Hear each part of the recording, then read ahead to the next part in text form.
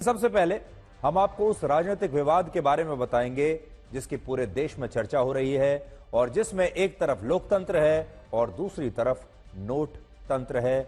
आरोप है कि बीजेपी के राष्ट्रीय महासचिव विनोद तावड़े आज मुंबई के पास विरार के एक होटल में वोटर्स को 5 करोड़ रुपया बांटने के लिए लाए थे। विपक्ष का दावा है कि यह सारा पैसा कुछ बैग्स में भरकर रखा गया था और विनोद तावड़े जिस नेता को जितना पैसा देते जा रहे थे उस सब पैसे का हिसाब किताब अपनी डायरी में लिखते जा रहे थे। विरार का इलाका नाला सोपारा विधानसभा क्षेत्र में आता है, जहां से बीजेपी ने राजन नाइक को अपना उम्मीदवार बनाया है और इस घटना के दौरान बीजेपी के यही उम्मीदवार राजन नायक भी इसी होटल में मौजूद थे। आरोप है कि जब यह पैसा बांटा जा रहा था उस समय बहुजन विकास अघाड़ी के नेता हितेंद्र ठाकुर और उनके पुत्र क्षितिज ठाकुर भी वहीं पर पहुंच गए और उन्होंने एक टेबल पर रखे नोट दिखाकर यह बताया कि विनोद तावड़े ये पैसा वोटों को खरीदने के लिए लाए हैं। अब देखिए कनेक्शन।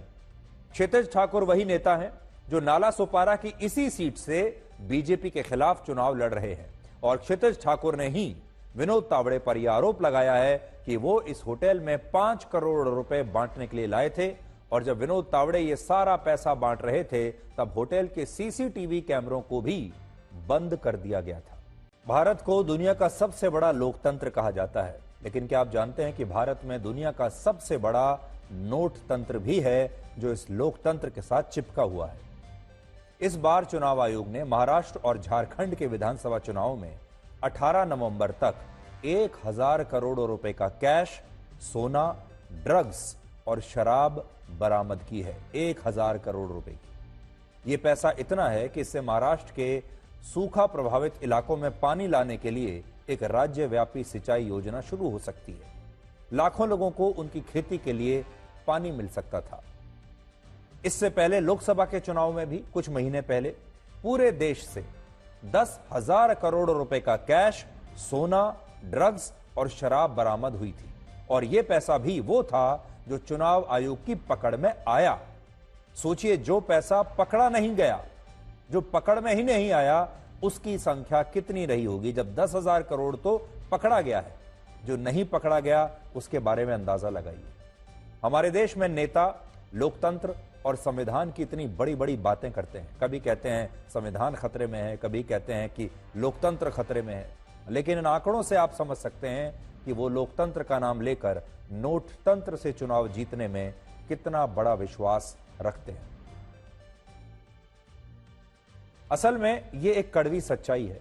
हमारे देश में हर चुनाव से पहले चाहे पार्टी कोई भी हो, वो इसी तरीके से अपने उम्मीदवारों को पैसा भी देती है और उम्मीदवार आगे चलकर पैसा बांटते भी हैं चुनाव जीतने के लिए।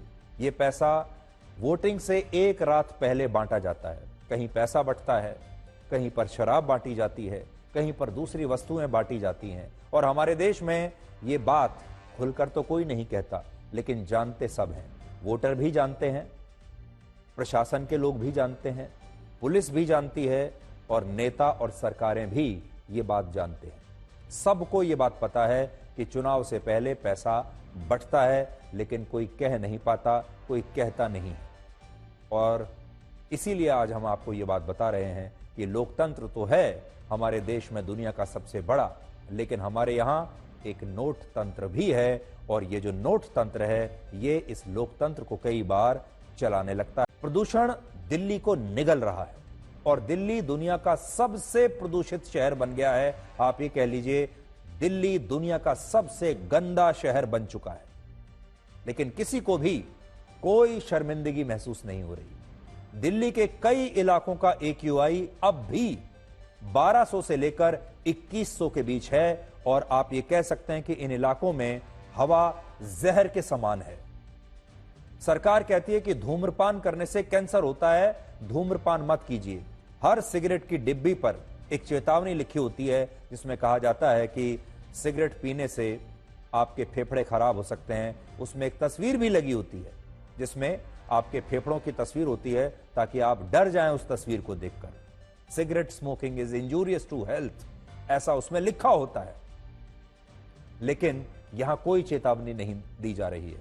असल में जो भी दिल्ली आता है या जो लोग दिल्ली रहते हैं दिल्ली में, उन्हें भी एक चेतावनी मिलनी चाहिए जिसमें लिखा हो कि दिल्ली में रहना आपकी सेहत के लिए हानिकारक हो सकता है।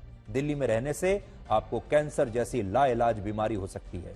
दिल्ली में रहने से आपके फेफड़े हमेशा के लिए बर्बाद हो सकते हैं। दिल्ली के 2.5 करोड़ लोग हर दिन 34 सिगरेट के बराबर धुएं में सांस ले रहे हैं, लेकिन उन्हें कोई चेतावनी देने वाला नहीं है। आप एक सिगरेट का पैकेट खरीदते हैं, उस पर इतनी बड़ी चेतावनी लिखी होती है, लेकिन यहां हर व्यक्ति हर रोज 30 से लेकर 50 सिगरेट फूंक रहा है।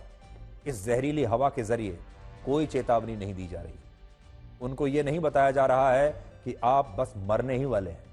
ऐसा लगता है कि दिल्ली में कैश फॉर वोट का नहीं बल्कि पोल्यूशन फॉर वोट का कांड हुआ है, जिसमें लोगों को वोट के बदले यह प्रदूषण मुफ्त में मिल रहा है।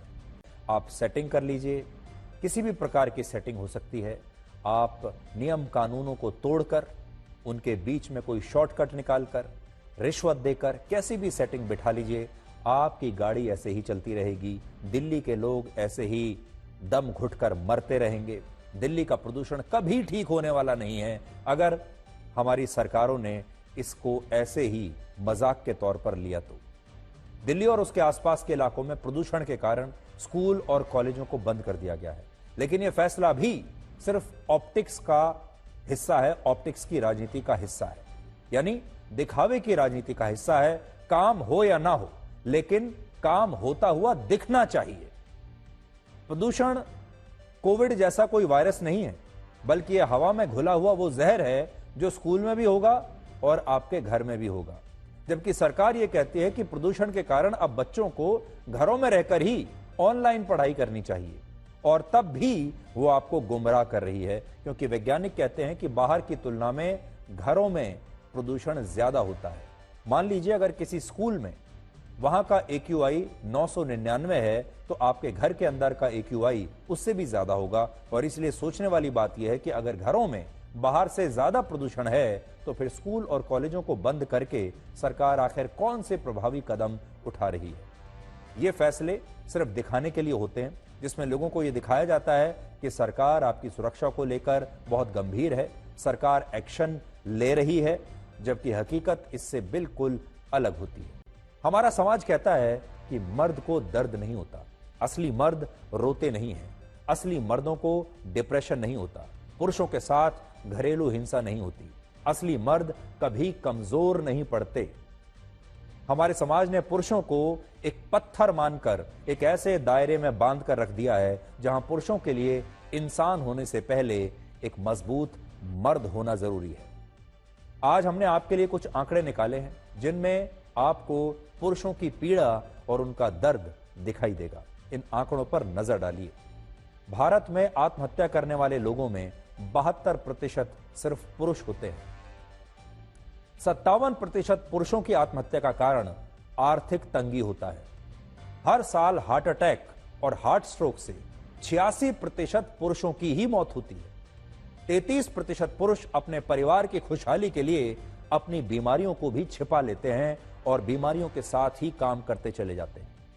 30% पुरुष कभी भी अपने परिवार को यह नहीं बताते कि वो डिप्रेशन में है। 90% पुरुष अपने दफ्तर, फैक्ट्री या दुकान पर काम करते हुए ही दम तोड़ देते हैं। और यह धारणा भी गलत है कि पुरुषों के साथ कभी घरेलू हिंसा नहीं होती। वर्ष 2005 में हर 1000 शादीशुदा पुरुषों में से 7 पुरुषों के साथ घरेलू हिंसा की घटनाएं होती थी, जो वर्ष 2015 में बढ़कर 29 पुरुषों तक पहुंच गया। 2005 में आप सोच लीजिए 1000 में से 7 और 2015 में 1000 में से 29 पुरुषों को पर घरेलू हिंसा होती थी। भारत सरकार कहती है कि जो महिलाएं पढ़ी लिखी होती हैं, जिनके घरों में टीवी है और जिन महिलाओं के पास स्मार्टफोन है, ऐसी महिलाएं अपने पतियों के साथ ज्यादा मारपीट करती हैं। और जैसे जैसे पुरुषों की उम्र बढ़ती जाती है, वैसे वैसे उनके साथ होने वाली घरेलू हिंसा भी बढ़ जाती है। और पुरुष समाज में बदनामी के डर से अपनी इस छवि में सिमटा रहता है और इन घटनाओं के खिलाफ कभी भी अपनी आवाज नहीं उठाता, बल्कि इसे छुपाने की कोशिश करता रहता है। और आज की सबसे बड़ी अंतर्राष्ट्रीय खबर यह है कि अमेरिका के राष्ट्रपति जो बाइडेन ने रशिया के खिलाफ युद्ध में यूक्रेन को लंबी दूरी की मिसाइल्स का इस्तेमाल करने की इजाजत दे दी है। और यह बहुत बड़ी बात है। अमेरिका ने यह फैसला ऐसे समय में किया है जब आज रशिया और यूक्रेन के युद्ध को 1000 दिन पूरे हो गए हैं। लंबी दूरी की इन मिसाइल्स को आर्मी टैक्टिकल मिसाइल सिस्टम कहते हैं। इन मिसाइल्स की रेंज लॉन्च पैड से 300 किलोमीटर तक होती है और अब तक अमेरिका ने इन मिसाइल्स के इस्तेमाल को लेकर यूक्रेन पर कुछ शर्तें लगाई हुई थी, जिसकी वजह से वो इस्तेमाल नहीं कर पा रहा था। इनमें सबसे बड़ी शर्त तो यह थी कि यूक्रेन इनका इस्तेमाल रशिया के अंदर नहीं कर सकता था, जबकि अब राष्ट्रपति जो बाइडेन ने यूक्रेन को रशिया के अंदर इन मिसाइल्स का इस्तेमाल करने की सहमति दे दी है। और इस फैसले के बाद रशिया के 200 से ज्यादा छोटे बड़े शहर यूक्रेन के निशाने पर अब आ गए हैं, जो आपकी स्क्रीन पर आप देख सकते हैं। डोनाल्ड ट्रंप की रिपब्लिकन पार्टी ने इस फैसले का विरोध किया है और कहा है कि जब राष्ट्रपति जो बाइडेन का कार्यकाल सिर्फ 2 महीने में खत्म होने वाला है, तब उन्हें इस तरह का फैसला लेकर युद्ध को उकसाने की कोशिश नहीं करनी चाहिए थी। डोनाल्ड ट्रंप ने चुनाव जीतने के बाद कहा था कि वो राष्ट्रपति बनते ही इस युद्ध को समाप्त करा देंगे, लेकिन इस फैसले ने अब एक तीसरे विश्व युद्ध की आशंका को बढ़ा दिया है। और आज ही राष्ट्रपति पुतिन ने परमाणु हथियारों से जुड़ी उस नई नीति को अपनी मंजूरी दे दी है, जिसमें परमाणु हथियारों के इस्तेमाल का आधार अब बदल गया है। देखिए, असल बात तो यह है कि जो बाइडेन के अभी सिर्फ 2 महीने और बचे हैं राष्ट्रपति के तौर पर, उन्हें इस तरह का बड़ा फैसला लेने से बचना चाहिए था, लेकिन उन्होंने यह फैसला ले लिया बावजूद इसके कि वो चुनाव हार चुके हैं और नया राष्ट्रपति आने ही वाला है। नए राष्ट्रपति को यह फैसला लेना चाहिए था, जो भी उसे ठीक लगे। इसका मतलब यह है कि अब यूक्रेन इन मिसाइल्स का प्रयोग करेगा, रशिया पर नए तरीके से हमला बोलेगा, और उधर रशिया ने अब दुनिया को यह बता दिया कि अगर ऐसा हुआ तो वो परमाणु हथियारों का प्रयोग कर सकता है। और इसीलिए हम ये कह रहे हैं कि अगर दोनों तरफ से ऐसा हुआ तो नुकसान दोनों देशों का तो होगा ही, पूरी दुनिया का भी होगा।